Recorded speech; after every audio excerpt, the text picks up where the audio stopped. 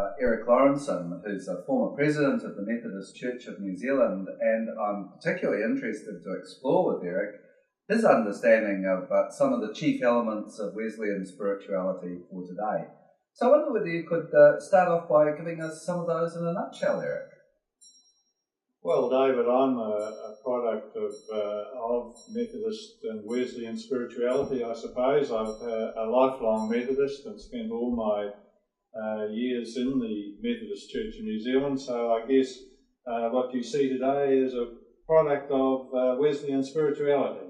And I think that I've probably come to a number of conclusions that might be interesting, but you grew up in a Methodist parsonage. You had a father that was very committed to work with Maori people in the Methodist Church. Yes, I was, and that influence has stayed with me, although I've kept my own counsel over the years, and I think I've in many ways observed the Methodist presbyterate with some caution because of what I've seen from within a parsonage family.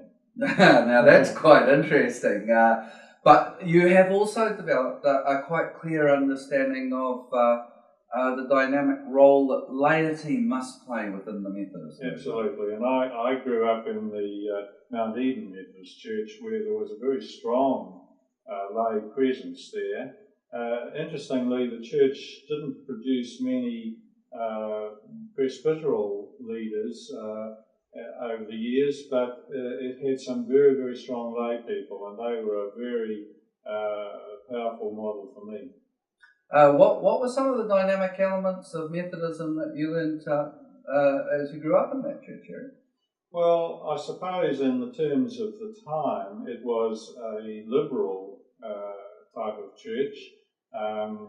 You could have argued that it was also fairly conservative in some of its attitudes, but it was a warm and a friendly church, and that warmth is, I think, one of the strong aspects of Methodism that we see exemplified in, say, conference or in various church meetings. That warm fellowship between people is a very strong factor. That would be not so different from the Wesleyan experience of the warming of the heart. The warming of the heart, and I think just in one or two instances recently I've been talking with people about the fact that I think Methodism always has to remember that it's a movement and not an institution.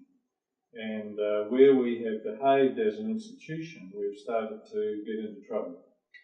I find that actually quite revealing for the New Zealand context, because at the turn of the 20th century, the diverse strands of Methodism, the primitive and the Wesleyan, were quite strong in New Zealand terms. But since that time, over the last century, there's been quite a marked decline, and then particularly post-World War II. Yes. And in some ways, that personally surprises me, because Methodism was, in some senses, at its most heartwarming liberal best. What would you see as the causes of decline in our church?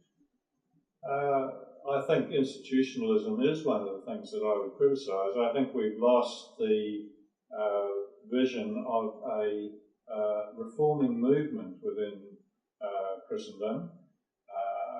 I think we have become concentrating on maintaining an institution and the structures of that institution in a way which has been probably quite dangerous. Yes, sometimes too, when people become involved in running institutions, they're particularly concerned to preserve their own patch, preserve their own power. And I don't believe that Wesley saw that as being the chief end of Methodism at all. No, although he was, as I understand it, something of an autocrat, and I think at one stage you could have defined the Methodist Conference as John Wesley. In fact, being in full connection was, as I understand it, being in connection with John Wesley. And so that in a sense he was preserving his own patch. But I think he was always a man under divine tension. And he was a person who was both an Anglican priest to his dying day, but also a man who was compelled to face the realities of the people out there. You know, that world is my parish type of viewpoint. He believed that his preachers had one primary task, and that was to save souls. But there were a whole lot of secondary tasks that went along with that, and the improvement of society, particular concern for the lot of the poor, and how they might improve themselves. What today might be the features that Methodism should strive for beyond saving souls? Yes, well, I mean, the marked feature of Methodism is its strong social justice dimension, and I hope it never loses that. But Methodism, like all the mainstream churches, is caught up with the risk that in emphasising the social justice dimension, it will become a secular organisation or a form of humanism, if you like. And I think that is what is currently really being debated within the church, what this movement called Methodism is really saying about the spiritual life. Eric, one of the things that's impressed me over the years that I've known you is that you do have the strong commitment to social justice. In fact, you convene a ginger group within the Auckland Synod as it is at present on concerns of social justice. But you are also very concerned that there is a loss of that spirituality that's so important in the prior Methodist movement.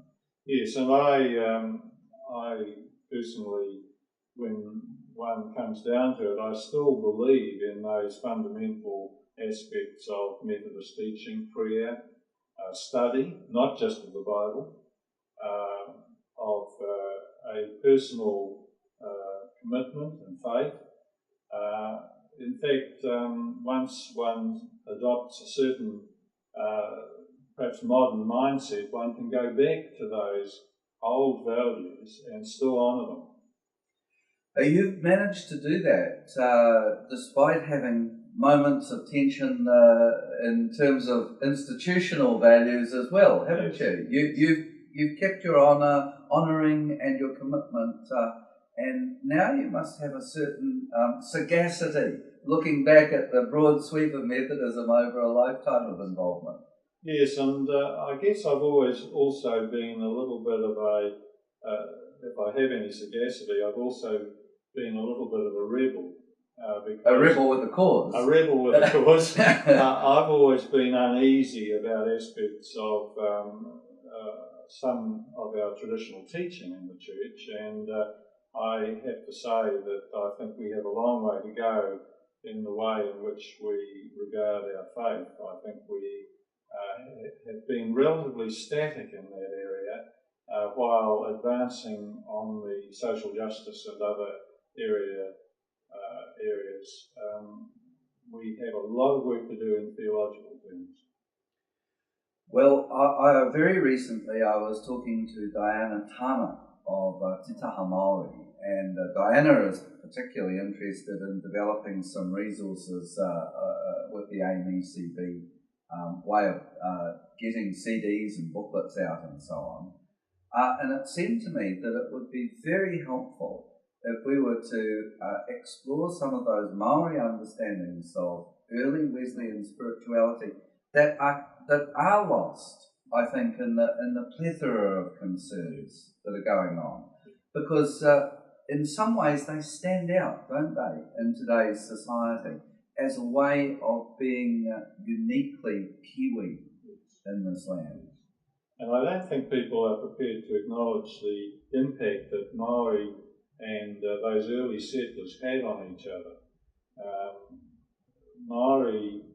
The Maori way of viewing life is almost diametrically opposed to the Pākehā way, and we desperately need each other in today's modern world. I was just listening to a Maori academic this morning talking about the way in which Maori view the progress of time, for instance, completely opposed to our Pākehā way of viewing it. The foreshore debate has again shown the distinct difference between us. where Pākehā, who understand ownership in terms of possession and the ability to do whatever we will with our possessions, stands over against Maori view of being possessed by the land. We are the product of the land, not the owners and the autocrats over the land. I think too that in this, the year of Rugby World Cup, on a world stage, we see the New Zealand team doing the Haka, which is uniquely New Zealand. But many Kiwis don't understand that the Haka is a form of saying from death to life. It is an expression of something very dynamic that to revitalise our faith we could take much more seriously, I believe, as Pākehā New Zealand. Well, the Maori lived in a relationship to the land and to the world around them in a way that we have to rediscover. Maybe somewhere in our past that is the way we did live, but somehow the way in which we've interpreted the Christian gospel has, I think, distorted that fundamental relationship with people around us, with creation around us, to the point where I think that may be the major weakness of the church at this time. We can't be too romantic about the past, but it's certainly the case, isn't it, that the more Pākehā explore the Maori understandings of Wesleyan spirituality in the church, the greater their enhancement of their own faith. I believe so, and I think that if one looked at the battle that Wesley had within his own being, and perhaps the people who followed him as they journeyed to New Zealand, and the response to that attitude within the Maori people here, we start to get some clues as to where we might be heading in this country. That stimulates me to ask, Eric, do you have any signposts that you would like to flag for us, a way ahead to recover some of this? Well, I think the first thing for me, and it might be seen as a hobby horse of mine, is that we have to see our faith in terms of an ongoing relationship to God. If we keep looking back 2,000 or more years to a time when people's thought forms were different, when social conditions were different, as our only way of regarding the present, we're going to miss out seriously. So I would want to say that it's at its most fundamental in the way in which we view our faith. We have to start to see that simply concentrating on Palestine 2,000 years ago is completely inadequate as a way of regarding the present world. In that sense, we follow Jesus, the figure of 2,000 years ago, but we live in the presence of the risen Christ, who is quite different from the historic Jesus. And perhaps this distinction is not always drawn clearly for us in church life. The distinction between the historic Jesus and the Christ of the present world is absolutely fundamental, and until we come to grips with that, we won't really be making any meaningful contribution to this world. I was talking with a senior Methodist minister the other day who was being very much helped by the theologian Rubenman, and I said to him, do you find that in fact Rubenman has become for you a prophet? And he said, yes, very much so. So here we have, we've moved beyond that Palestinian view of life. We're starting to move into a 21st century view of life, where we continue to write the Bible, if you like. The book of Acts has gone on continuously to the present day, and we are part of it. And until we get the the Bible out from between those black covers and start to see that we are still biblical people in a tradition which is alive and well, we will simply be seen as anachronistic in the present world. I wonder too whether that isn't a bad model for how the Methodist Church ought to develop. The New Zealand Methodist scene has evolved into a structure, the way of doing things that is quite different from its parent body in England and indeed in all other parts of the world. We have a particularly contextual theology that is shaped by the unique geographic location of where we lived and also by the spirituality of the indigenous people of this land. Now, I wonder whether, though we lack many things in the Methodist scene because of our isolation and relatively small size, we also have something to offer on the worldwide scene, yes, the Methodist Church. Yes, and I think that, as I observe it, maybe Wesley's thoughts about the world being his parish have been put into a better context in New Zealand. I think we've started to see that one way of interpreting what Wesley was saying was not that the world is to become Methodist, but that Methodism should be where the world is. And we in New Zealand, as Methodists, have much to say to this country, and this country has much to say to the world.